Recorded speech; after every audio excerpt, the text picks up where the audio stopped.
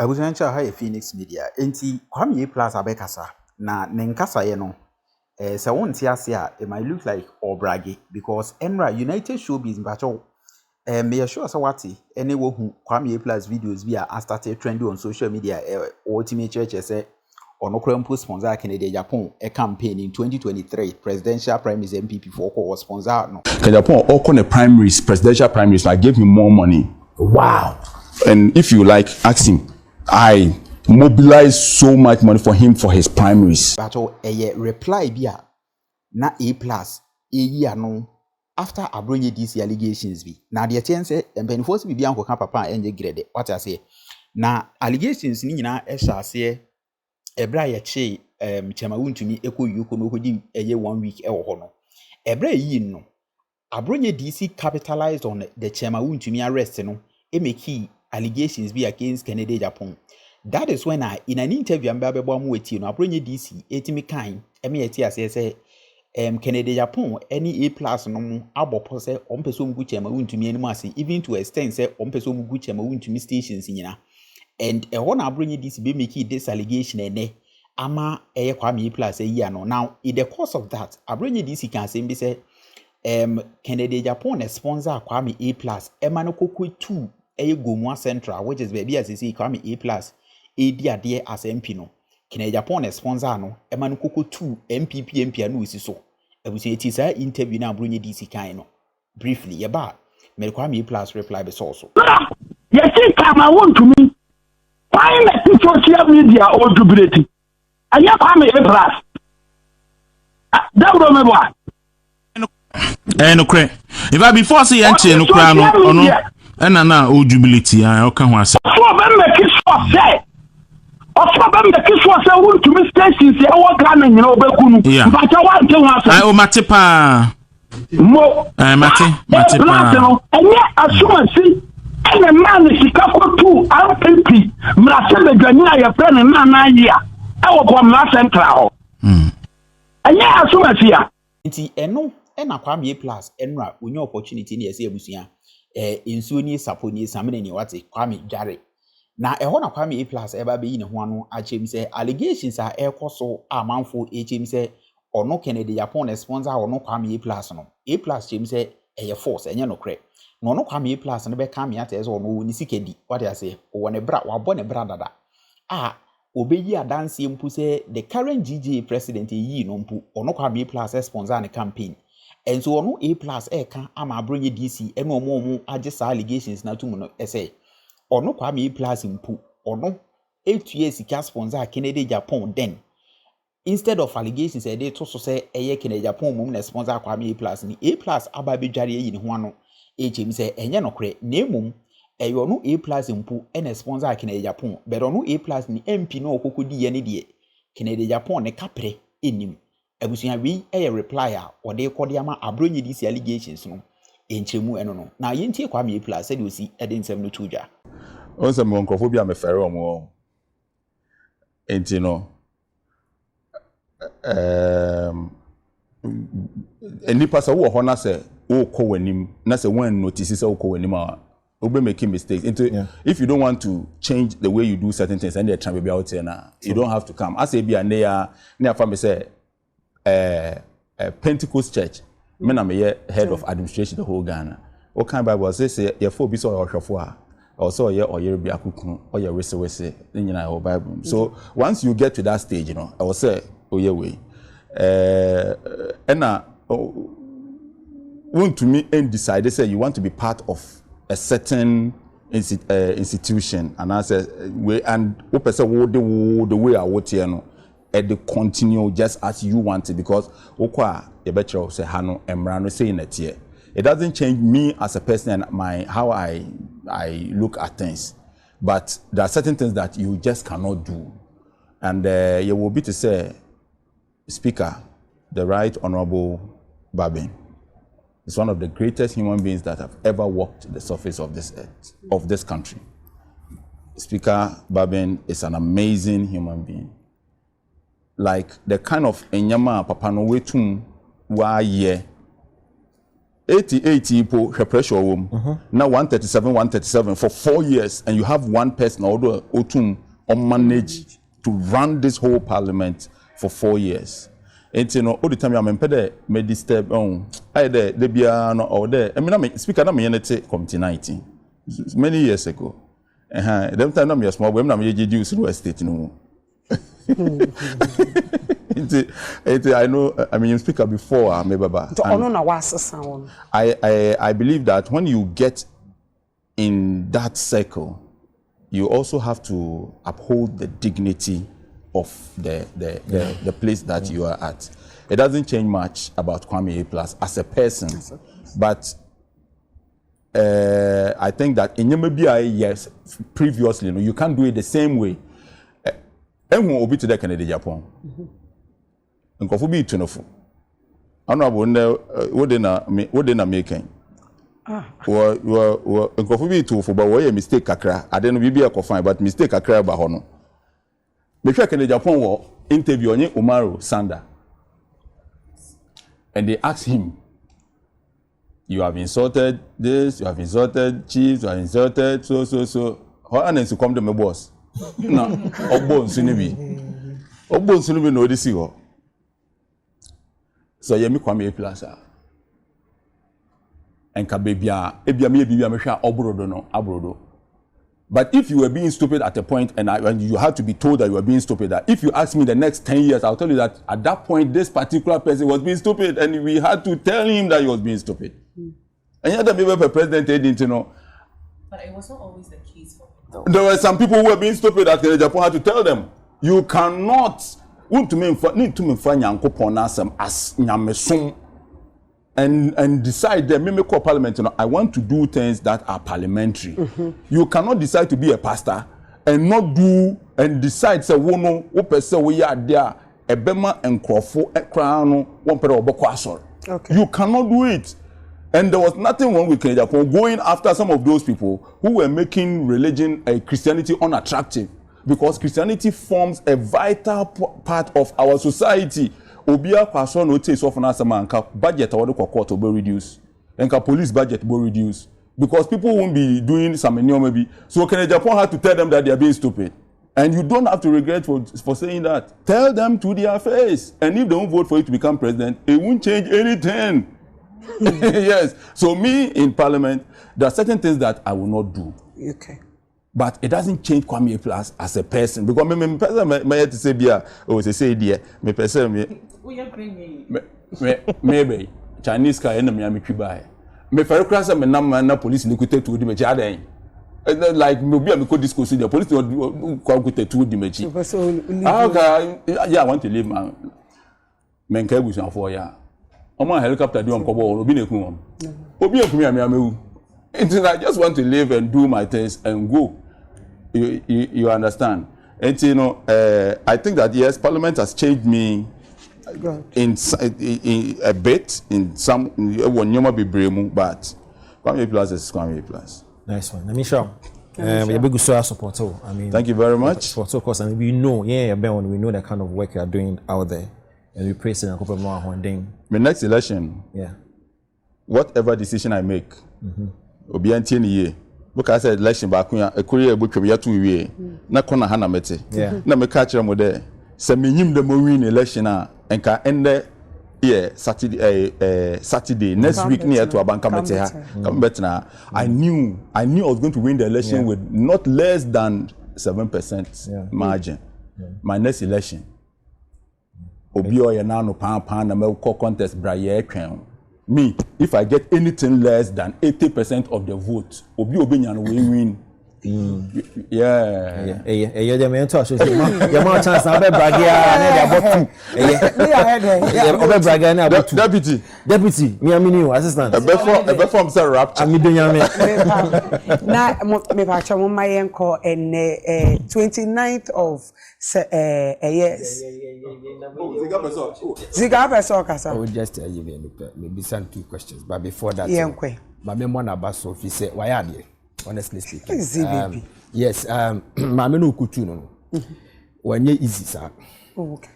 And maybe now me kono hokoye research me. So the two that said Mamina was to you. Remember that the woman was a deputy minister. And then the ministry now no one in Matrama ministry, interior, right? It was strong. And Okoko the difference 3,000 and 2,000. It wasn't easy at all. So my mama baso. And the free Wi-Fi now can we need 3 MPs doing come and I told them to say I'm copy because it's good. I'm on crack at them so honestly speaking. I don't want to mention their names, but he told me that they will call you. I dear about Kwame catching and say they can't be nimag be 2 questions. President Akuffo Bayen. So year 2000 campaign or criticizing President Rollins, she was choosing 60 ministers. More than 60 ministers. But when President Akuffo came, he used 80 ministers. So President Akuffo, the press conference, or castle, said that fair press, and or catch almost say, me criticizing Rollins, say now we use 60 ministers. But me buy I feel no Matthias. The word is understanding. So I feel no Matthias. The reason why I know you use 60 ministers. So I do apologize. Good. So President Akuffo apologized. Demeko say, honorable a year no kan wasemi. Sa land cruise an issue na no kan wasemi. For me. So I apologize here and say. Also tison. Yeah, bro, chikakra. So. For me, say or apologize here and say she. If you say land cruise and agent say and you're by force. And the special reason to no or criticizing because I say I could tell you by force and they say 2021 honorable Kujata Blackwa. Chamana land cruise and omokoji loan $28 million. Somebody kofa kasaba ediama MPs for loan. Or say or your campaign I catch and the colleagues our minority side at that time they say a moment casino because in the constituency confunded the constituency whatever so or casano net a chair will say land cruise and your force and your by force will be tinyaji eti say honorable uko and who say oh adie me who say yepa menya kura meji tu so example now here anything na make answer actually so say honorably say okase oh na after the menu on that understand the president Kofi now can dey apologize dabi no kan can say she me pa say mami ya no na so kan wan kan eno kan say me ye adwuma bo so a ni atimisika adan ya yese ka bi si won temen kofa atimisika okofo wan for atimisika na o say me kofa na me ko apologize to wan Akuffo Addo de obi abako school Ghana ha free o mu ba abonya ye me bibia shedan for me ho sa o but so what you for me ho many atimisika you could have done something me nko kan you won free me say me pay language because we need that obeba parliament na wa ko aban ho finance ministry ko Asempa cho a civil service who say a public servant and it's not possible. How is that possible? It is not possible. Whether you take it or not, it will be taken out of your salary. And the fact is that is adia aba say no ye be no market ya na yate e bi okuje to time na wo kan no no abekwa ko na yen hihye sa amra na nto ho se mra wo ho se kan me se mankoje a metumi akoji sika no dia akoma me kuro mufo a can you say channel pa makoji sika can akwacha mama no so mfa ye adwuma. Okay, that's it. Mention honorable Ken Agyapong. It is all over. I thank God that you are here. You mentioned his name and I'm actually so I think this is a big platform, the biggest platform in the country, and take this opportunity. Did honorable Ken Agyapong sponsor your campaign? That is first one. Okay. And the second one, President Mahama, Chama was Osaba the second term, and Kofi said the Article 66 now a binding a man intimate quarter term. Ebia as a so ye bibi na kebi o temisa quarter term. Me say no throw on Facebook we say as I say mo boaboa mo ho na President Mahama sa quarter term. Hey, me throw when. Was it that were you not doing that? Hey. But and also be use fake account, your fake account. Me the president so obekwa kwesi do obewukura me peba me nkotwere obebia. Okay, that's. So okase makotwere dey a different thing. Okay. But me dem yam kra nka obedi owu ani na okay, that's fine. On UTV2 you had one-on-one interview. Now, UTV, so you had a one-on-one interview. And now, honorable, UTV, you had one-on-one interview. And now, Bibina and Famosa. President Mahama Koka said, were you disappointed? Can you mean answer? That's my question. First one, day. Did Canada Japan sponsor your campaign? Mamika has been showing it. And I'm going to be very honest. And Honorable Ken is my boss, is my friend, is my big brother. If he's watching me now, he knows what I'm saying. Ken Agyapong all kind of primaries, presidential primaries, I gave him more money. Wow. And if you like, ask him. I mobilized so much money for him for his primaries. Tama abedunfo owini GJ president no kwa sorry wo Pentecost e wa alajo bi so obi ohwem TV so osisika dey campaign across the country plus na dem ame me ni agro sa o bro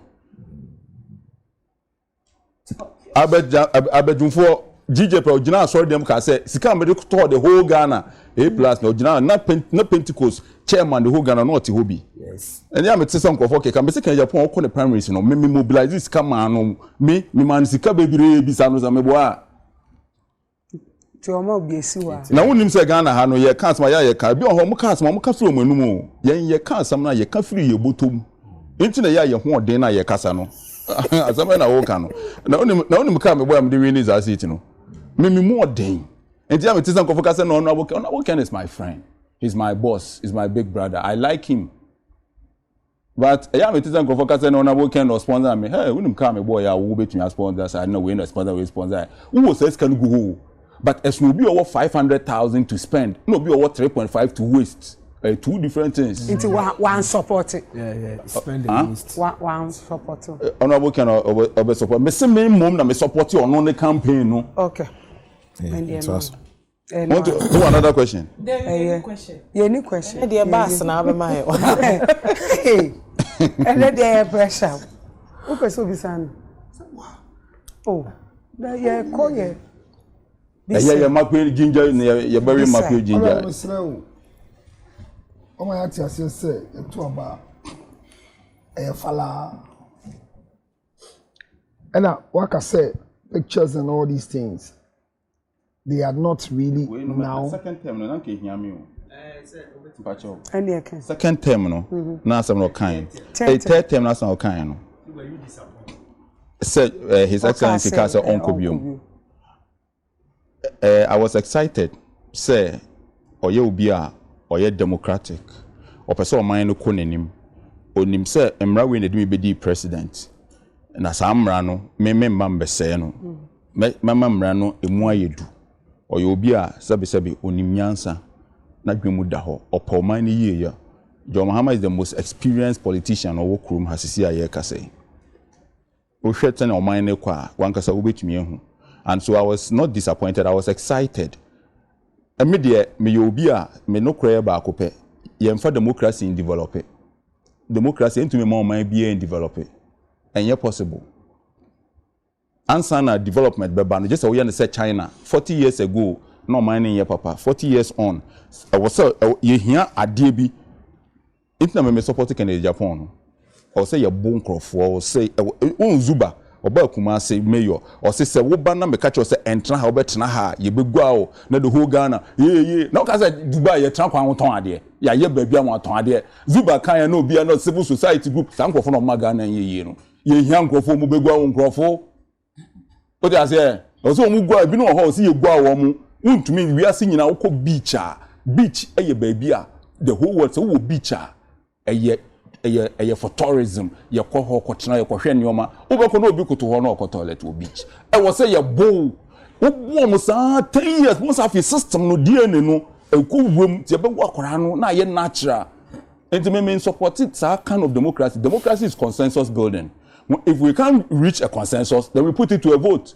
So if all of us agree that otumfo na ye penny, that is democracy no we mention because asantema nyina gia to mu say otumfo na ndi so. It's a Ghana for nyina gitum say your mama transfer ko si do obewu a eno ye democracy. Say yen gintum a na say okay sa da yen den yen koto aba na yen fan yi obi. It make kwa de sa de 4 years bia what say scale de koto aba 4 years bia na asesa 8 years na we ko na we no aba we no mediska na mo ko na we no aba. Unye you will not develop. You cannot have continuity. Won't mean start a project, say project way, yeah, to us for the next 50 years, no, and at the next 40 years, no, they be out to aba. No way. Intermediate, me president be a Mcbrown man who can man snasu like what is so. Oh, you need papa on your crown for or door mine, so baby be a more mine no on snasu crami and to aba crabby.